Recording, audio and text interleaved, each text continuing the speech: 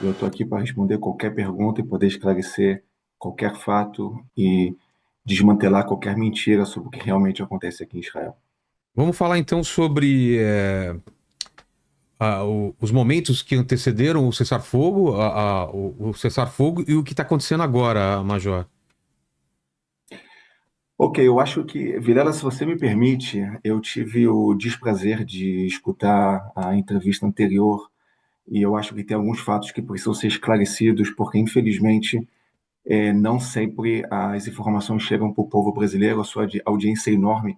Então, acho que é muito importante que o povo brasileiro escute também o outro lado da história e tudo que eu falo é baseado em fatos. Foi dito aqui que vai ser muito difícil ter uma paz aqui na região, porque porque o Estado de Israel é um empecilho para a paz, porque o Estado de Israel tem um interesse de se expandir e de interesses colonialistas aqui na região. Então, eu não sei se todos se lembram que na faixa de Gaza não tinha nenhum judeu, não tinha nenhum israelense. É, Quando o Hamas fez o ataque do 7 de outubro de 2023. Israel deixou a faixa de Gaza em 2005, tirou todos os assentamentos judaicos que tinham na faixa de Gaza. Em 2005, mais de 8 mil israelenses saíram de suas casas, mais de 20 assentamentos, comunidades israelenses foram retirados da faixa de Gaza. A faixa de Gaza foi entregue para a autoridade palestina. A autoridade palestina poderia ter criado um Estado palestino. Em vez disso, o que aconteceu na faixa de Gaza? Você teve Israel, Vilela, e você teve a oportunidade de ver o que realmente aconteceu no 7 de outubro. Você viu o vídeo de 45 minutos com imagens que foram filmadas pelos capacetes dos próprios terroristas do Hamas. O que nós recebemos nesses 18 anos que o Hamas controla a faixa de Gaza, em vez de receber um Estado palestino, nós recebemos 40 mil foguetes, 500 quilômetros de túneis subterrâneos, o 7 de outubro com 1.200 pessoas assassinadas, com bebês queimados, pessoas queimadas vivas, mulheres estupradas, pessoas decapitadas, 251 pessoas sequestradas. Essas pessoas que foram sequestradas foram retiradas de suas camas, foram retiradas de uma festa que estavam festejando aqui no território de Israel. Então eu vou explicar para vocês porque realmente, nesse momento, é praticamente impossível ter uma paz aqui na região, infelizmente.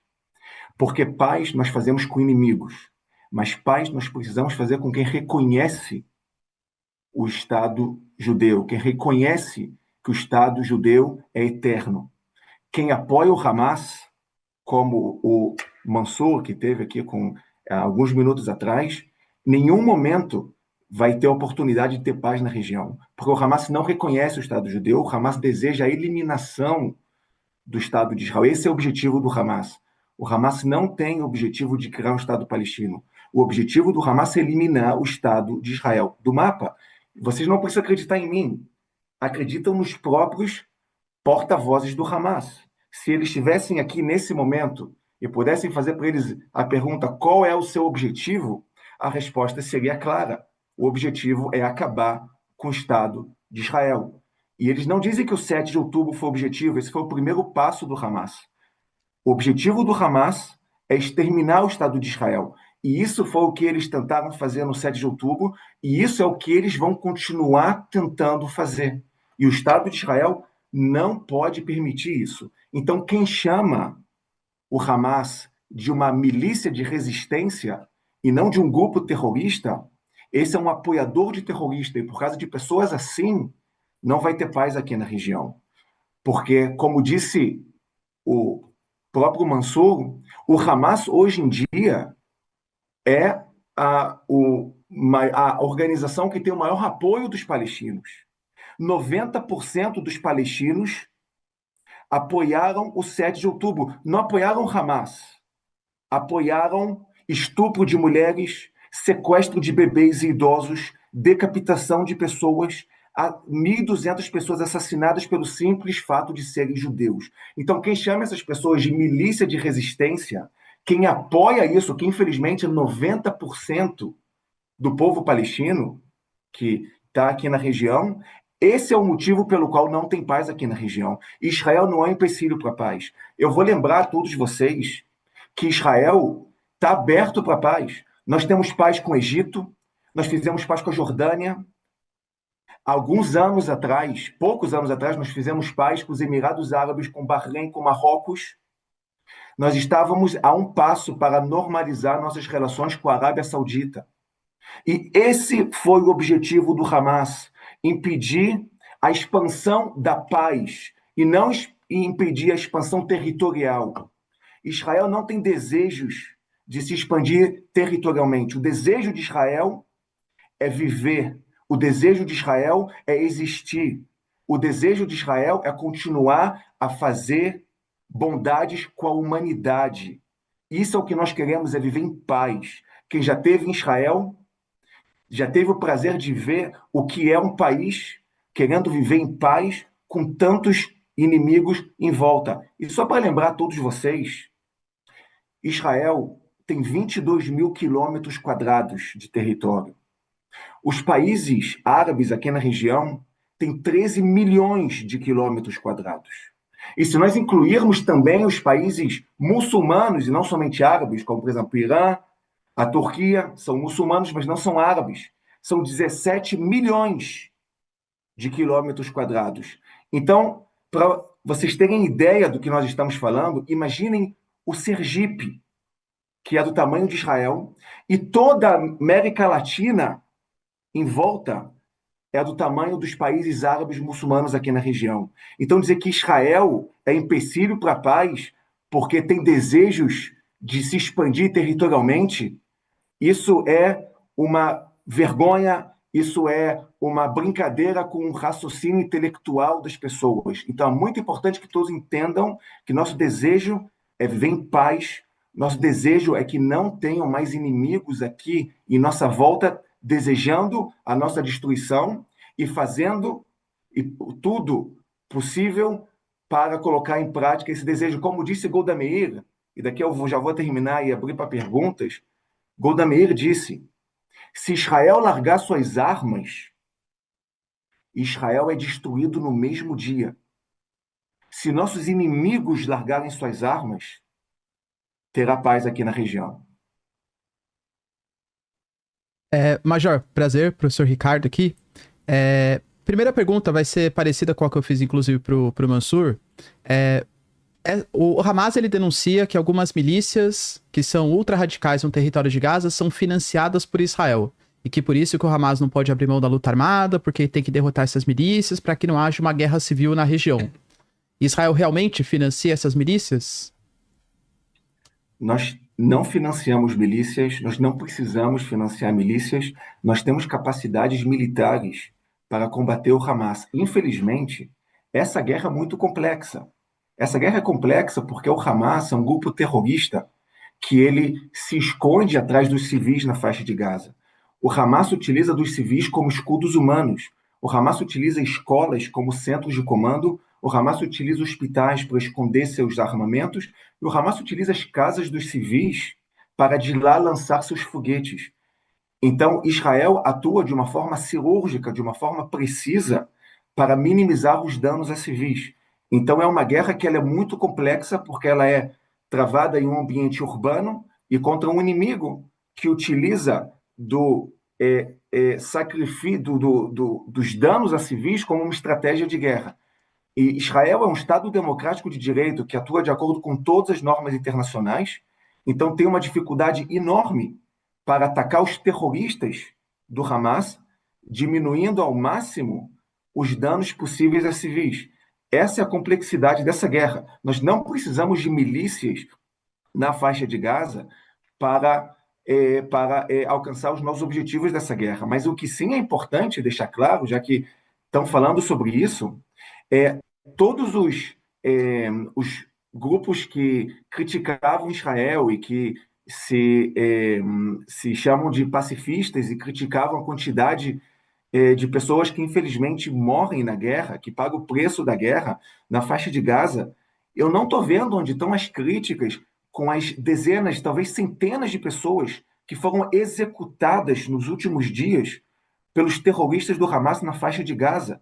pelo simples fato de se oporem ao regime terrorista do Hamas na faixa de Gaza. Onde estão todas essas pessoas em nome dos direitos humanos? Pessoas estão sendo torturadas na faixa de Gaza, estão sendo executadas na faixa de Gaza, e tudo isso está sendo gravado e mostrado a todos por todos os meios possíveis. O Hamas é um mal, não somente para Israel, não somente para os palestinos. O Hamas é um mal para a humanidade, para o mundo. Então, todos que desejam os valores ocidentais, os valores cristãos, precisam entender que a paz aqui na região depende da eliminação do Hamas como uma força que governa a faixa de Gaza. Boa noite, Major. É Fernanda Cômora que está falando. Diante do seu relato, né, a gente sabe que o cessar-fogo já falhou inúmeras vezes. Então, na sua opinião, o que seria necessário para um acordo duradouro na região e se a comunidade internacional, de fato, tem feito o suficiente para garantir que esse acordo fosse cumprido? Olha, Major, o áudio sumiu. Alô, alô, o áudio. Estamos sem áudio, Acho que é lá ou é aqui, Kratos? É lá. É lá. É aí o problema, Major. Vê se voltou o áudio. Tá escutando a gente? Agora Sim. estamos escutando. Por favor. ok. A sua pergunta, Fernanda, é uma pergunta muito boa e muito importante para ela ser esclarecida. O Hamas, ele infelizmente não está cumprindo os termos do acordo. Israel está totalmente comprometida com os termos do acordo. O Hamas já violou 6 vezes o cessar-fogo. Tá? Uma dessas vezes que o Hamas violou, 2 soldados foram mortos por terroristas do Hamas. De acordo com os termos do cessar-fogo, o exército israelense ele recuou e está posicionado na linha amarela, de acordo com o mapa que foi apresentado a todos pelo plano dos Estados Unidos, e o Hamas invadiu essa linha amarela, onde está posicionado as forças israelenses, saiu de túneis subterrâneos e atacou nossos soldados já 6 vezes. Tá? 5 vezes as forças israelenses conseguiram reprimir esses terroristas, e uma dessas vezes, infelizmente, eles conseguiram atingir as forças israelenses. E o exército israelense deseja que o acordo seja cumprido, todos os termos do acordo. O Hamas não cumpre, primeiro, como eu disse, porque já atacou as forças israelenses 6 vezes na zona amarela. Segundo, o Hamas teria que ter devolvido todos os nossos reféns, os vivos e os que foram assassinados, em 72 horas. O Hamas devolveu os 20 que estavam vivos, e dos 28 que estavam mortos, ainda tem 15 reféns que foram assassinados pelo Hamas e estão na faixa de Gaza. Alguns deles foram assassinados no 7 de outubro e seus corpos foram levados para a faixa de Gaza. Outros foram levados para a faixa de Gaza vivos, e foram assassinados em cativeiro. O Hamas teria que ter devolvido todos os reféns em 72 horas e ainda tem 15 corpos nas mãos do Hamas na faixa de Gaza. Terceiro, o Hamas está executando o seu povo, a sua população. De acordo com o plano, tem 2 fases nesse acordo. A primeira fase seria a devolução dos reféns. A segunda fase do acordo seria o Hamas se desmilitarizar, se desarmar e deixar o governo da faixa de Gaza. O Hamas está mostrando a todos que não tem nenhum compromisso com os termos de desmilitarização ou desarmamento, porque o Hamas continua mostrando força, mostrando seus armamentos e executando a sua própria população na faixa de Gaza. Nós esperamos que todos os termos do acordo sejam alcançados. Nenhum país soberano aceitaria uma situação na qual um grupo terrorista que deseja a sua eliminação continuasse na sua fronteira produzindo seus armamentos planejando o próximo ataque, como foi o 7 de outubro, sem que seja desmantelado. Então, nós não vamos descansar até que todos os termos do acordo sejam alcançados. Que todos os nossos reféns voltem para casa, que o Hamas seja totalmente desmantelado, desmilitarizado, desarmado e deixe o governo da faixa de Gaza. Obrigado demais, Major. Pode mais uma pergunta? Obrigado. Pode. Ah, tem mais uma pergunta do Marcílio. Major, só uma última questão. Nem sei se você, como representante das forças de Israel, pode falar sobre política, se não puder, sem nenhum problema, né? Mas não vai ser sobre questões políticas em si, um contexto mais geral. A gente percebe que várias lideranças do Hamas foram condenadas pelo Tribunal Penal Internacional, mas o Benjamin Netanyahu, ele também foi. Então, hoje a gente teve, por exemplo, declarações do Mark Carney, que é o primeiro-ministro do Canadá, alegando que se o Benjamin Netanyahu pisasse no território canadense, ele poderia ser preso, enfim. Você pensa que uma eventual... E o Netanyahu, inclusive, ele anunciou anteontem, se não me engano, que ele vai concorrer à reeleição, né? Pessoalmente aí, vai querer ser o candidato como primeiro-ministro nas próximas eleições. Você pensa que uma manutenção do governo Netanyahu, ele prejudica o processo de paz pela maneira... ele mais mal visto, vai por membros da comunidade internacional, e a questão também dos assentamentos judeus na Cisjordânia. A gente percebe que figuras como o Itamar Ben-Gvir ou como Smotrich, por exemplo, se eu não me engano, tem até a questão do assentamento E1, né? Que pode ser construído e que dificultaria o acesso da população palestina da Cisjordânia a Jerusalém Oriental. Se isso também dificulta algum tipo de processo de paz e pode fazer com que os árabes ou os islâmicos se mobilizem mais em favor da causa palestina. Olha, como você bem disse, é uma questão com um viés político enorme. Eu sou o porta-voz das Forças de Defesa de Israel e não do governo israelense. Eu não posso responder essa pergunta, mas eu vou sim consertar um fato na sua pergunta. O primeiro-ministro de Israel não foi condenado pelo Tribunal Internacional. O fato de ter um mandado de prisão não quer dizer que ele foi condenado pelo Tribunal Internacional. Então, só um conserto. Sim. É uma pergunta... Gostaria muito de poder responder a sua pergunta, mas é um viés político, eu não posso entrar nessa questão. Entendemos. E tem uma pergunta também do chat, não tem? Tem sim. Tem uma pergunta aqui pro Major, do Thiago Guilherme, que ele fala: Major, e sobre os corpos palestinos voltando com sinais de tortura e sem os órgãos? Olha, o Hamas, durante essa guerra, ele mentiu sobre a questão da fome, ele mentiu sobre a questão do genocídio, e agora ele está utilizando da mentira mais uma vez, tentando mostrar que teve tortura nas prisões israelenses. Isso é uma mentira. Os terroristas do Hamas são cruéis, são bárbaros, cometeram os ataques terroristas do nível mais cruel que nós possamos imaginar, mas nas prisões israelenses eles recebem todos os direitos que eles devem receber de acordo com as normas internacionais. Então, todas essas acusações são acusações que não têm nenhum compromisso com a verdade. Infelizmente, são informações que são originárias do Ministério da Saúde de Gaza, que não é controlado pelo Hamas, é o Hamas. Nós não podemos acreditar nas mentiras do Hamas. E eu vou deixar mais uma coisa bem clara. O Estado de Israel é um Estado democrático de direito. Violações podem acontecer, desvios de conduta podem acontecer.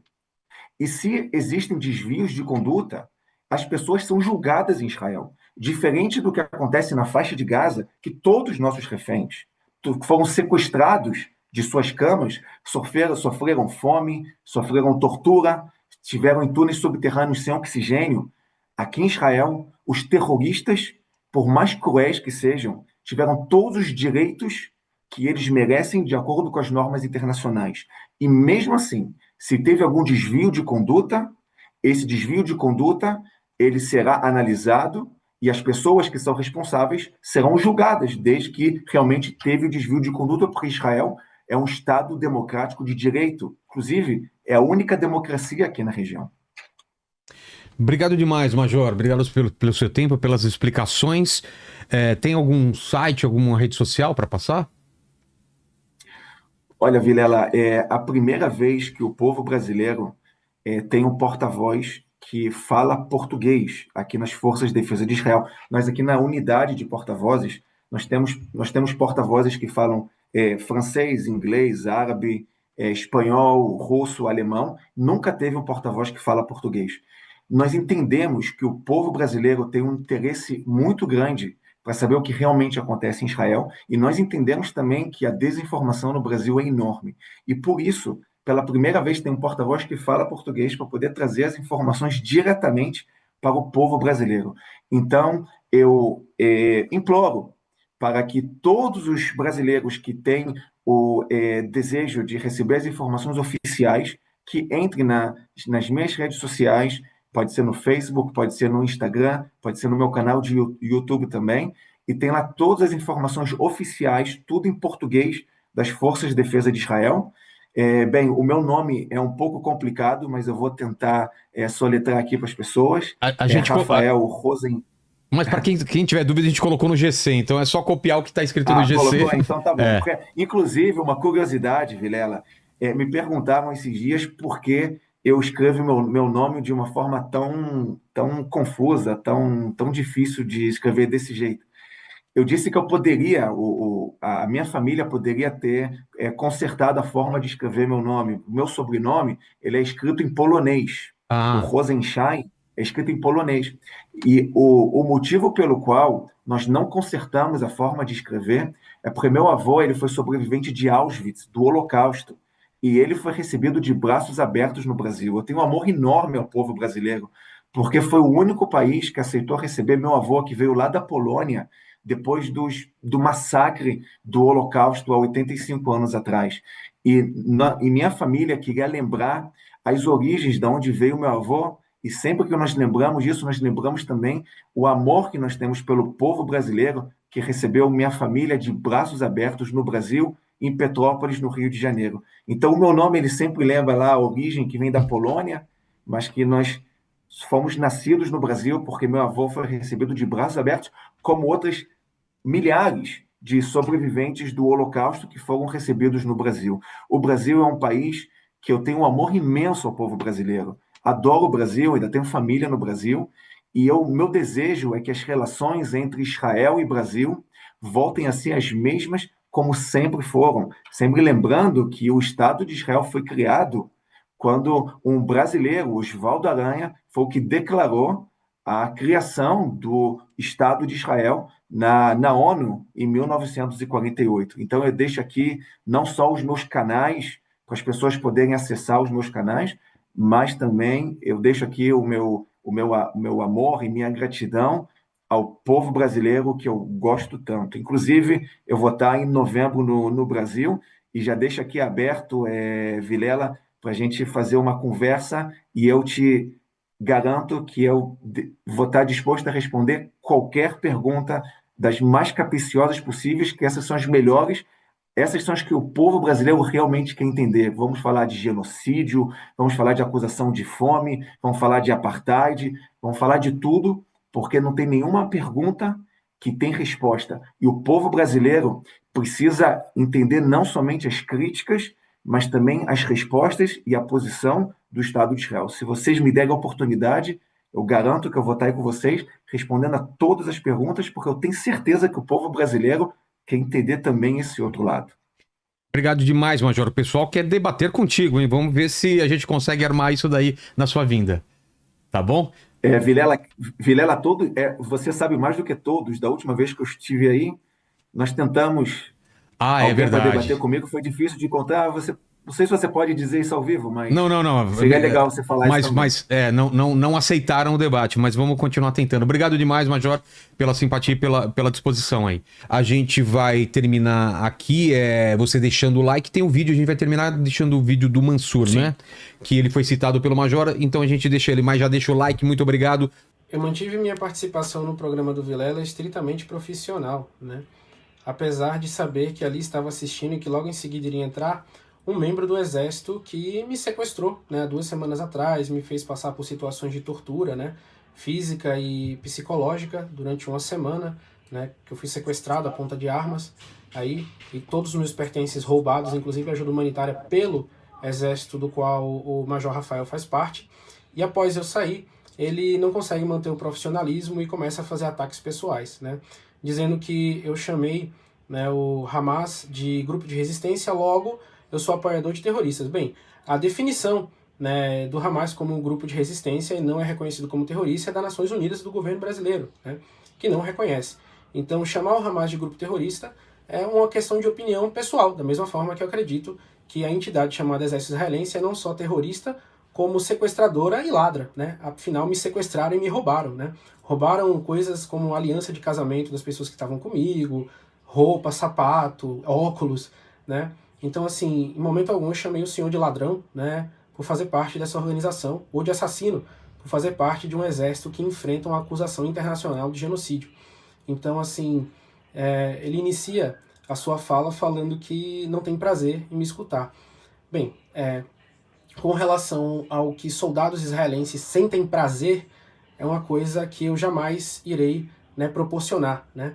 Prazer para o senhor deve ser uma coisa muito complicada, pelo que a gente vê, né, aí dentro do exército de Israel, o que as pessoas fazem sorrindo, né? Então, é isso. Eu vou fazer uma resposta em breve bem mais completa a tudo que foi falado pelo Rafael Klein, né? Então, assim, só mandei esse vídeo porque ele decidiu analisar a minha fala de uma forma jocosa e atacando, ao invés de manter o profissionalismo dos demais participantes do programa do Vilela.